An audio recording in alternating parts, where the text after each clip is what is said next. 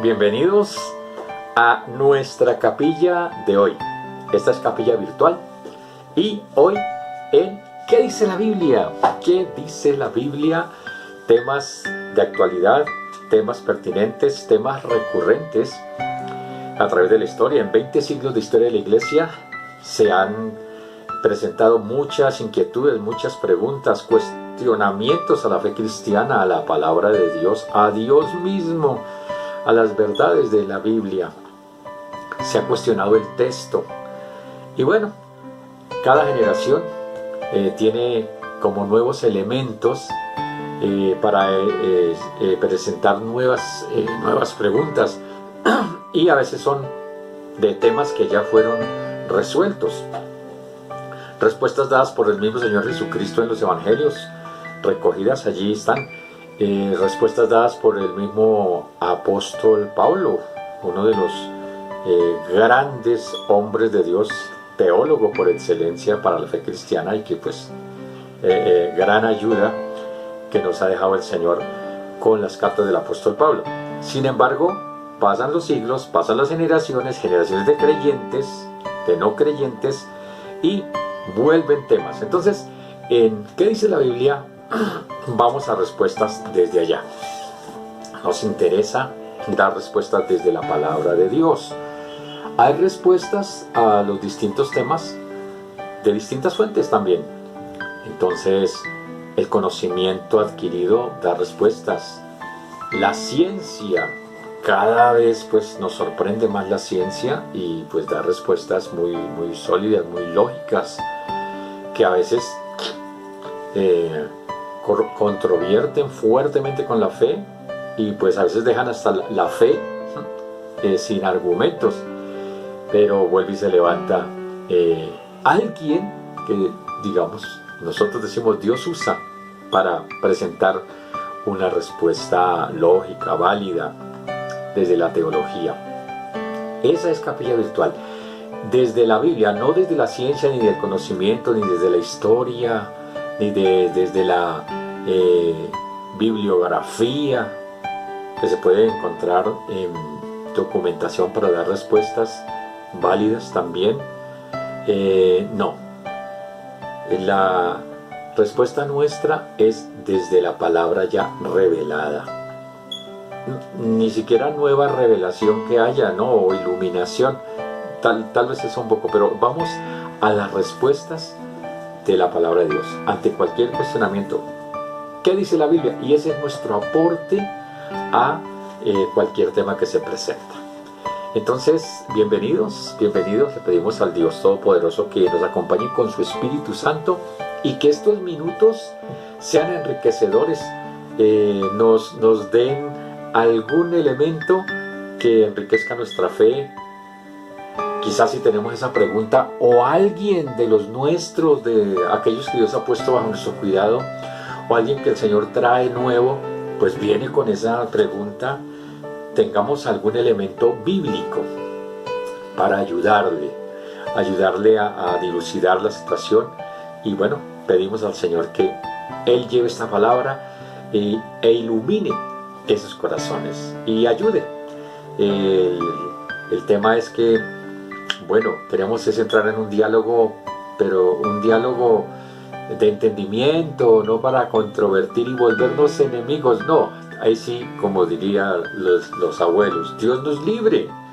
No es la intención de entrar en una discusión interminable, inacabable, no. Un diálogo franco, pero amistoso. Y más, si somos de la familia del Señor Jesucristo, ¿cómo vamos a ser enemigos? Por supuesto que si Cristo está en el corazón de mi hermano y en el mío, en el tuyo, pues ¿cómo vamos a ser enemigos? Al contrario, vamos a tener un elemento a favor para entrar en un acuerdo. Esa es la idea de nuestra capilla virtual. Recuerde usted que nuestros temas los consigue en nuestro canal de YouTube, Capilla Virtual o Pastor Leonel Molano, y allí encuentran nuestros episodios anteriores. Nos encuentra a través de nuestra página Capilla Virtual en Facebook. También nos puede seguir por Instagram, numeral Capilla Virtual. Nos puede seguir en Twitter, la capilla virtual, y nuestro correo en internet también, lacapillavirtual@gmail.com, o también nos puede escribir al leonelmolano2005@gmail.com. Nuestra línea de WhatsApp, ahí recibimos también sus sugerencias, recibimos sus preguntas, sus inquietudes, sus aportes, también los hemos recibido y valiosísimos. Sus gratitudes también los hemos recibido, pues nos dan gracias porque les han bendecido los temas, y también muy agradecido con ustedes, con el Señor sobre todo, Señor Jesucristo, por las bendiciones que ustedes nos envían. No, pues imagínense ustedes, nos bendicen muchísimo cuando ustedes nos envían bendiciones. Entonces, esos son nuestros canales para estar en contacto.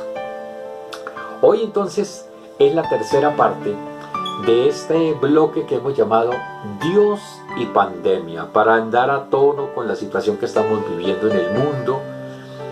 Ya este virus desde octubre del 2019 se había dado a conocer, y bueno, ya estamos entonces sobre 10 meses andando en el mundo en esta situación. Pero el tema de las cuarentenas, el encierro preventivo, las restricciones en todos los aspectos que hayan cobijado por lo menos a medio mundo, estamos sobre 5 meses, y esa pausa en que entró medio mundo pausó la otra mitad del mundo. Entonces, por eso decimos que el mundo está bajo pandemia.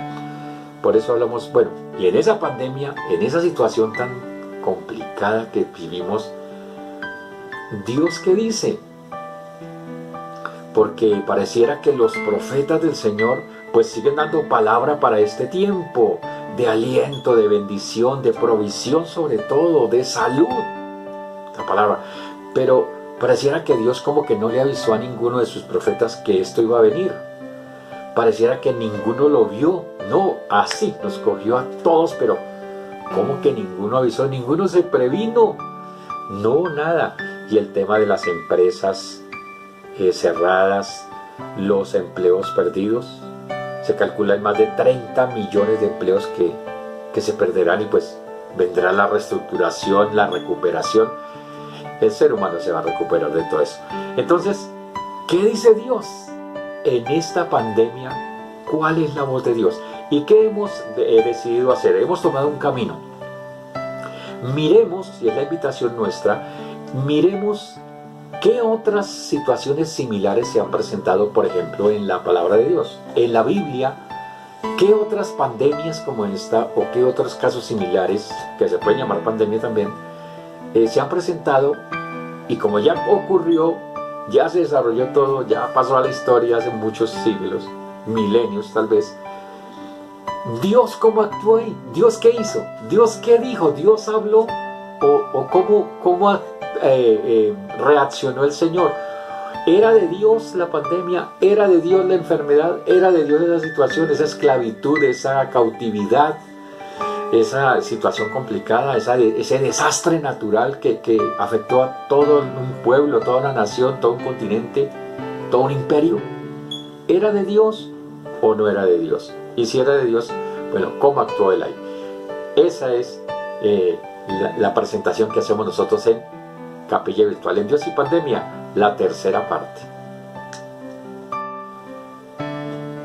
Y para esta tercera parte, solo un pequeño contacto con lo que ya vimos, es que nos fuimos a buscar situaciones paralelas que abarcaran mucha gente, pueblos enteros, el mundo entero, y pudiéramos ahora, después de que ya quedó registrado, ya pasó a la historia, por lo menos en la Biblia por ahora, ¿cómo actuó Dios? ¿Qué hizo Dios? Entonces vimos, por ejemplo, el tema de Caín y Abel, que está en el capítulo 4 de Génesis. A la hora de Caín y Abel, decíamos que al morir Abel, hermanos de Caín, murió la mitad de la humanidad. O sea, es una pandemia. Pan, todo, demos Dios. Pueblo, pan, demos. Algo que le afectó a todos. Media humanidad, y pues la otra mitad también. Porque a la otra mitad, digamos, vino Dios y le preguntó, ¿dónde está tu hermano Abel? ¿Dónde está la otra mitad de la humanidad? ¿Qué pasó? Ah, yo qué sé. La sangre de tu hermano clama a mí desde la tierra. O sea, Dios sí actuó, Dios vio el asunto. Y mire esto, Dios vio el asunto y vio que lo iba a matar. Y ahí donde uno se pregunta, ¿y por qué lo permitió? Pero pues qué Señor, pero si viste, va a matar a la mitad de la humanidad y Dios no actúa, Dios se quedó en silencio. Y eso a nosotros nos cuesta asimilarlo. Pero si no son sino Adán y Eva, Caín y Abel, ¿cómo Dios no se da cuenta? La humanidad está empezando, la mitad de la humanidad muere, Dios no actúa. Lo que pasa es que no actúa como nosotros quisiéramos. Él tiene, dijimos, un móvil. ¿Cómo es que Él actúa? De acuerdo a un móvil que es un propósito eterno. Él está pensando en la humanidad completa. ¿Y cuál fue la respuesta? Ante la muerte de Abel, vino el tercer hijo de Adán, llamado Set. Y Adán y Eva dijeron, este vino en reemplazo de Abel. ¿Qué había dicho Dios a Adán y Eva? Le había dado una promesa, Génesis 3:15, de que salvaría a la humanidad. La humanidad se pierde por causa del pecado, pero Dios está empecinado en no perder. ¿Qué es lo que hizo Dios? Ahogar el grito de victoria del enemigo. ¡Ah! Nos mandó al infierno a nosotros, pues a otra creación también se va con nosotros. Y vieron, aquí no hay descendencia de Abel. Se acabó esto, muere Caín, se acabó todo, no hay nada. El propósito que tiene de tener una creación al lado de él, que no fuimos nosotros, nos sacaron, se pierde. El grito de victoria del enemigo. Y Dios ahogó el grito de victoria. Señores, el plan sigue, el propósito se mantiene porque es un propósito eterno. Entonces Dios actuó, eso lo vemos. Y luego sigue, pero después vino, contamos otra historia, la maldad de los hombres. Creció la humanidad y bueno, otras cosas ahí que habrá que revisar en otra ocasión, porque vino la descendencia de Set, vino la descendencia de Caín, dimos algunas luces cómo apareció y se llenó la tierra, por lo menos la conocida, mucha gente, pero la maldad imperó, llenó toda la humanidad. Y Dios, dice el texto, el relato, un antropopatismo, es decir, el sentimiento de Dios interpretado desde el punto de vista humano, el antropopatismo. Dice que a Dios le dolió en su corazón haber creado al hombre. Se arrepintió. ¿Por qué? Porque el pecado no lo puede tolerar y esa maldad cubría todo tipo de pecado. ¿Qué hizo Dios? Pues la paga del pecado es muerte. Pero miremos quién se salvaría. ¡Nadie! Y empieza Dios a buscar, debe haber uno, debe haber alguien. ¿Cuántos? Muchos. No, todos se pierden. Entonces Dios decide, pues qué pena. Pero hay que castigar la humanidad. Pero vamos a darles una salida. Vamos a darles una salida. Porque la misericordia de Él lo mueve allá. Busquemos una salida. Alguien en quien podamos a través de Él confiar y darles el mensaje. Y dice que Dios, entre todos los que habían, encontró a uno. Noé halló gracia en la presencia de Dios. Mira, la misericordia de Dios. Dios sí actúa en medio de la pandemia, porque la pandemia fue la maldad que cubrió toda la humanidad. Dios sí actúa. Y encontró a Noé, halló gracia, es decir, un favor inmerecido. Ay, Noé, pero usted es el hombre y lo llama a Dios, lo escoge. Noé, tienes una tarea, salvar la humanidad, salva a tu familia y a través tuyo salva a la humanidad. Noé aceptó, construyó un arca y el que entre en el arca se salvará. Vamos a salvar los animales también, hasta los animales, porque Dios dijo se acaba todo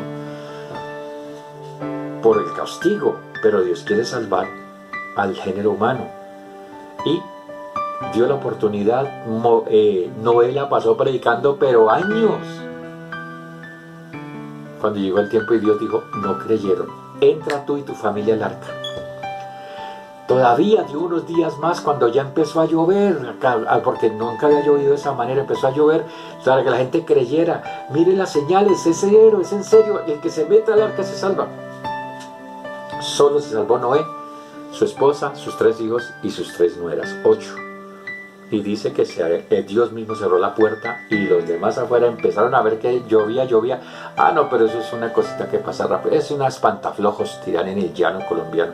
Es un espantaflojos. Eso pasa rápido. La llovina es una llovina fuerte. El aguacero, eso pasa rápido. Cuando llueve fuerte, eso pasa rápido. Sí, señor, empezó a llover a cántaros y empezó a subir el agua, a inundarse todo. A buscar el arca de Noé, ahora sí, ya que nada que hacer. Bueno, ¿actuó Dios? Sí, señor, en medio de esa pandemia Dios actuó. Y dice el Nuevo Testamento que con esa fe Noé condenó al mundo. Entonces, mire usted, otra pandemia. Y vimos otro caso que fue la esclavitud del pueblo de Israel en Egipto. De 70 personas que terminan en Génesis, más de 2 millones aparecen en Éxodo. Esclavos todos por más de 10 generaciones. Y de nuevo la pregunta, ¿y Dios no escucha, no se da cuenta, no hace nada? Es una pandemia porque cubría todo el pueblo de Israel. Más de 2 millones esclavos. Los niños nacían esclavos. Venían desde tataranietos, nietos, hijos, padres ahora, abuelos, esclavos. Y Dios no actúa. Lo que pasa es que en medio de lo que parecía 400 años del silencio de Dios, Dios estaba actuando, pero no entendía el pueblo de Israel y nosotros tampoco lo entenderíamos. Dios en ese silencio está actuando, está preparando al pueblo, porque ese pueblo hace parte del propósito eterno que es traer al Mesías. Entonces escogió a Abraham, la familia de Jacob, el descendiente de Abraham, el pueblo que forma, y de ese pueblo va a traer el plan completo de salvación, y ahí viene el Salvador. Pero es el plan no solo para Israel, es el pueblo escogido para traer el plan eterno de salvación para toda la raza humana. Por supuesto, el pueblo no alcanza a entender eso, ni nosotros. Ya con la luz del Nuevo Testamento y del Señor Jesucristo es que vamos a entender que todos hacemos parte de ese propósito y todos estamos metidos en ese propósito eterno. Entonces vino eso. Pero luego nos encontramos que hay más casos que podemos mirar, otros paralelos en la palabra de Dios, donde hubo lo que podríamos llamar pandemia y Dios actuó. ¿O qué hizo Dios? Y ahí podemos avanzar en el mismo Antiguo Testamento. Y por ejemplo, uno se encuentra, para avanzar un poco más rápido, otros casos. Por ejemplo, el pueblo de Israel anduvo, digamos, bajo la tutela, bajo la supervisión, bajo la bota militar de los imperios. Después del imperio egipcio va a aparecer el imperio asirio, que impone su régimen fuerte sobre todos los pueblos que conquista. Y el pueblo de Israel también es asolado, dice la Biblia. Este pueblo persa, asirio, era así, más adelante vendrá el persa, pero el asirio era así, asolaban los pueblos, escarmentaban durísimo, imponían un régimen duro para someter a los pueblos conquistados. Israel estuvo bajo ese imperio asirio mucho tiempo, sufrieron muchísimo, clamaban a Dios, parecía que Dios no escuchaba. Después caía ese imperio y había un tiempo de libertad. Pero ¿qué pasaba con el pueblo? Muchos, desde los líderes en adelante, se olvidaban de Dios. Venía el tiempo de bendición, de prosperidad, de abundancia, de felicidad, de tranquilidad, de paz. ¿Y sabe qué sucedía? Se olvidaban de Dios. Se alejaban. ¿Cómo así? Se distanciaban. No, ya Dios no. ¿Sabe qué hacían? Seguían manteniendo, por ejemplo, los rituales, pero hasta ahí llegaba. Se volvió una religiosidad que no producía nada. Cumplían con el rito, pero seguían siendo pecadores alejados de Dios. No había una contrición verdadera, un arrepentimiento sincero. Quizás remordimiento hasta llegaba, pero eso no le valía a Dios, remordimiento. Y Dios tenía que enviar sus profetas. Oiga, ¿para dónde van? Tenemos un pacto, vengan. Entonces venía el otro imperio, del imperio asirio, el imperio babilónico, y con el imperio babilónico tuvieron cautividad, y eso sí, fue anunciada. Esas sí vinieron los profetas, sobre todo el profeta Jeremías. Entonces, cuando uno va al profeta Jeremías, el profeta Jeremías, su ministerio lo desarrolla casi enfocado en ese tema, llamando al pueblo desde el liderazgo, porque Jeremías es de alto perfil, un predicador de la corte, es un predicador porque su familia son sacerdotes, él es sacerdote de por sí, vive en la villa de Anatot, la villa de los sacerdotes, y toda su familia, sus padres, sus tíos, sus primos, sus sobrinos, todos son sacerdotes. Entonces, Jeremías se mueve es con la alta sociedad de Israel y le habla con toda propiedad y libertad, autoridad a los reyes. Y aparecen los reyes con los cuales Jeremías se las tuvo que ver. Jeremías, que son reyes que son paisanos suyos. Entonces, el rey Usías, el rey Ezequías, el rey Joacás, reyes con los que se encontró. Y a esos reyes les llama la atención de parte de Dios, les envía profecías, porque van mal, el pecado, el apartarse de Dios, vuelvan al pacto, tenemos un pacto. Y los reyes antes en contra de Jeremías. Jeremías les denunciaba el pecado que estaba afectando a todo el pueblo, la desobediencia se estaba volviendo pandemia. Y los reyes antes la promovían, no hacían nada, se habían vuelto puramente religiosos. Pero no había una sinceridad verdadera hacia Dios, y eran el pueblo de Dios. Entonces Jeremías y los demás profetas haciendo regresar al pueblo, no creían, hasta que Dios le dice a Jeremías: diles que van a ser llevados cautivos. Y Dios le revela a Jeremías cuántos años. Esto sí es tremendo de Jeremías.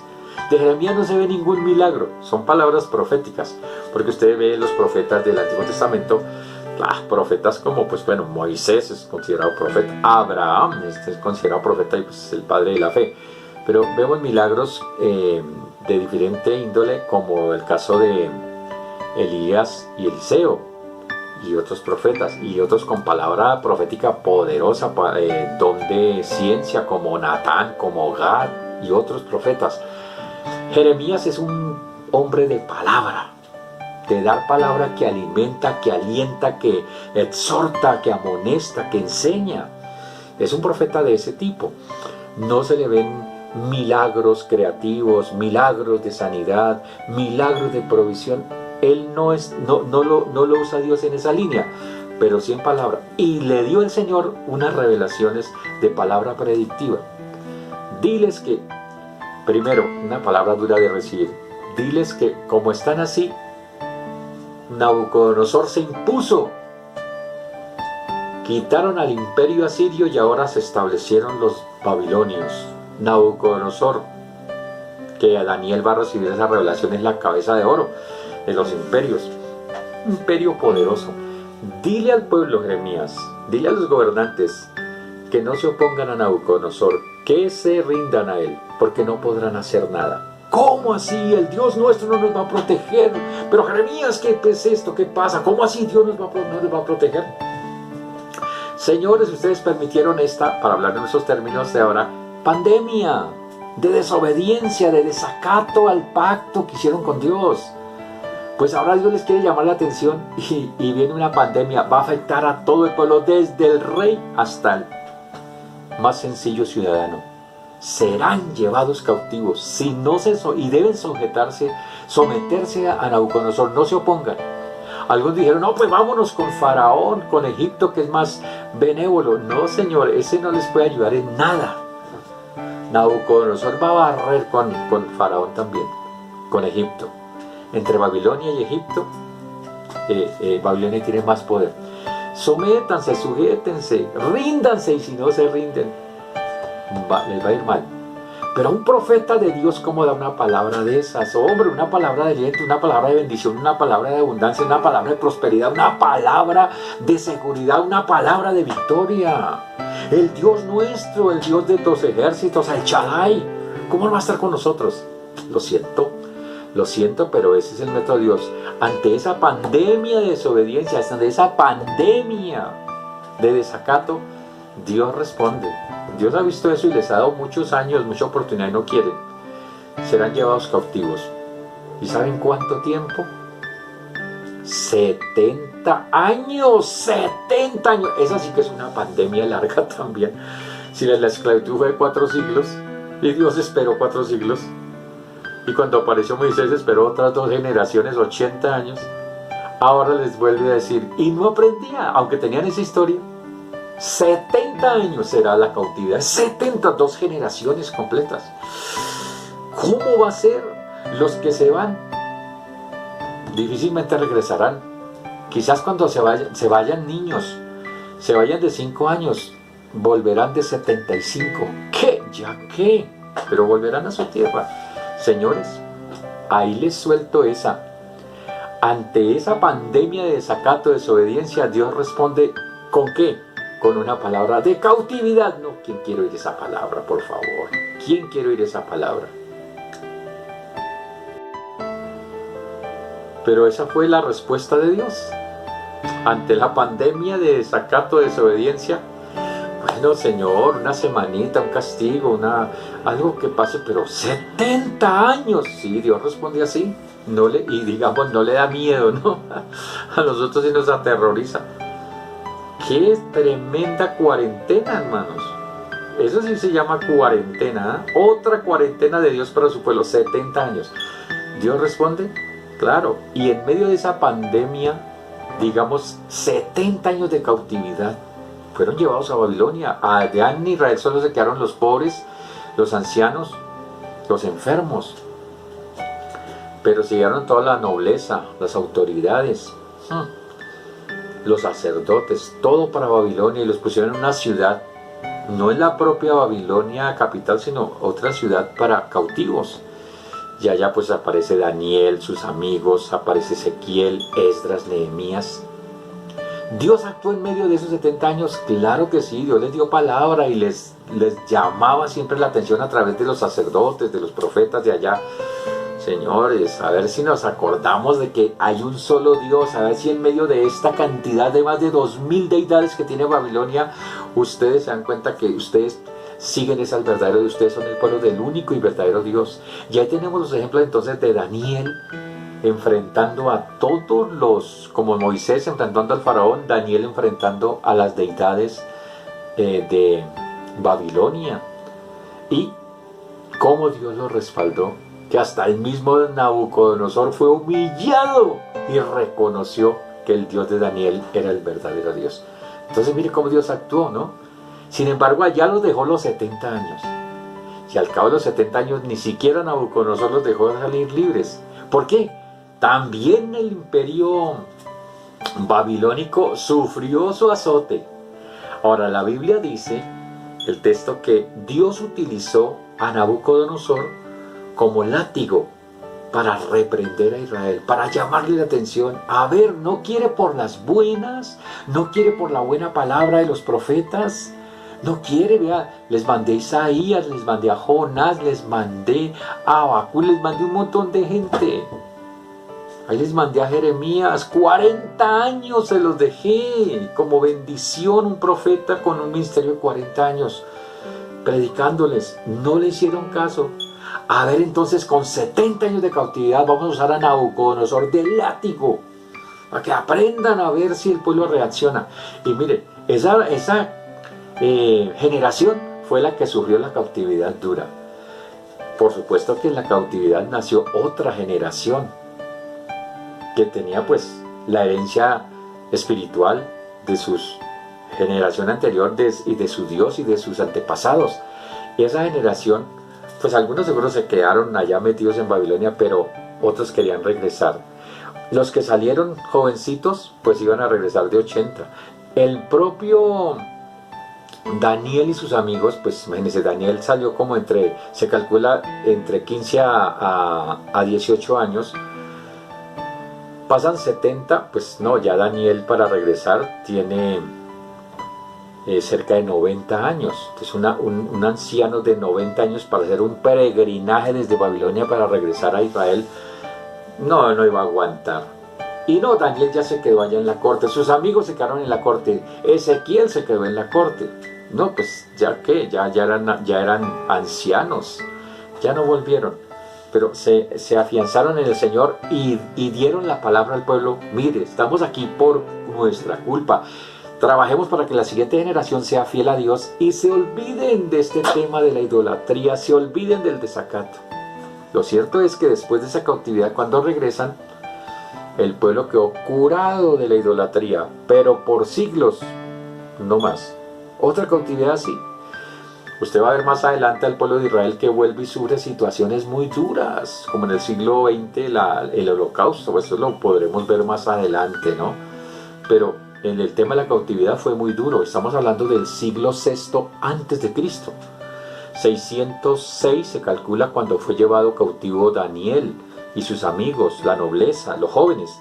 Luego el 597, la nobleza, los sacerdotes fueron llevados cautivos, entre ellos Ezequiel.